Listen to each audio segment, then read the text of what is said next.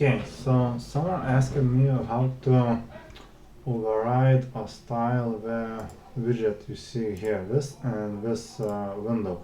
Well, there is two options. Either you can use widget theme, where I have documented all the custom CSS sections and what they change internally in the widget.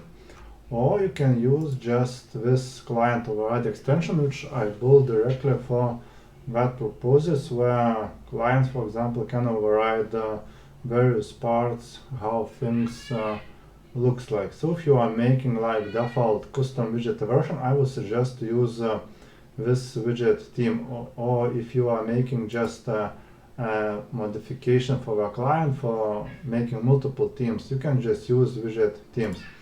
So once you clone this object, and as you see, and activate this extension in the settings file, as you see here, as in the documentation also, there is a bunch of CSS files which styles different parts. One style is like this round circle, another one is for the widget, and there is various variation for mobile version and so on. So for example, if it's status override, if we write body, for example, background red, and we put important, because we most of the time you will need that because you are overriding the styles, and we refresh and you see it's red. So same way you can override widget override is the main override for the widget body content. Well, we can try. I haven't tried, but it should work. And if we refresh, you see there is this red circles, mean it's in the body. If you want to style other colors, you just have to use different CSS by inspect element and finding their path in CSS and overriding these styles. So another thing is, if you want to make hardcore changes, for example, remove this and so on, you can either like remove via CSS these things, but then in widget themes you would have to use other option how to open widget, to have close button instead of this one. This one can be activated also in the widget theme itself. So next thing, how to compile a widget, for example. So there is two apps related. There is wrapper. Wrapper is the one who embeds script in website itself. It's like a holder for the React application itself. So most of the time for a wrapper you will not need to touch it unless you want to make something, I don't know, specific. I need to hold components like proactive invitation logic, how we resize this iframe itself, and we have like need help widget and main widget. So you can play around with it. There is really not a lot of code to investigate, to make changes. In both changes, compilation is just a one command, npm run build. Before doing that, you should just run install in both scenarios. So in React application, everything starts in of course in the app itself, but as you see, there is most of everything starts from body chat, and here, depending on the chat status, we are rendering components. Is it let me make it bigger.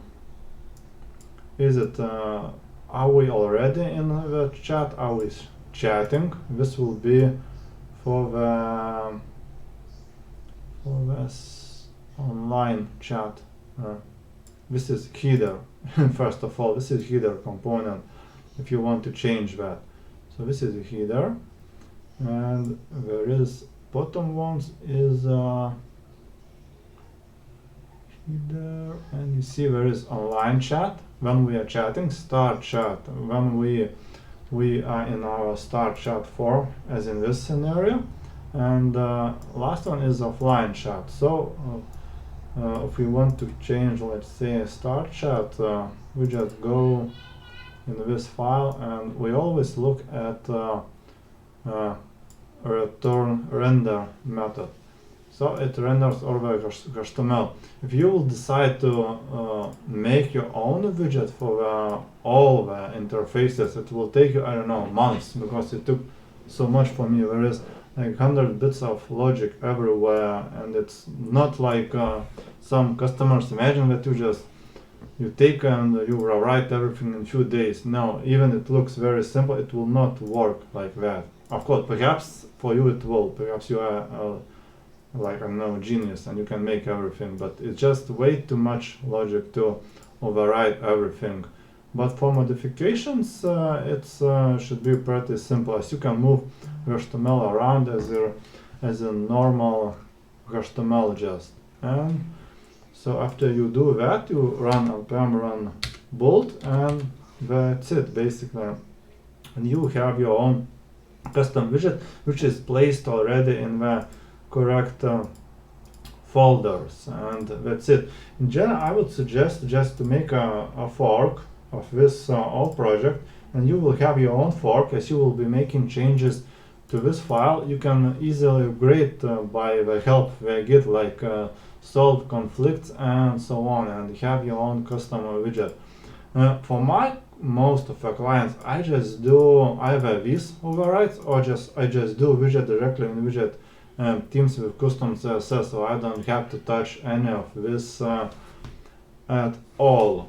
So basically that's the flow. Either put your styles here, and if you want to make more changes, do these changes in this file component. It's a standard React application which you should be familiar how it works. Just there is nothing fancy or very complicated, especially when you have everything working and you want to make just a few style changes, and that's it basically.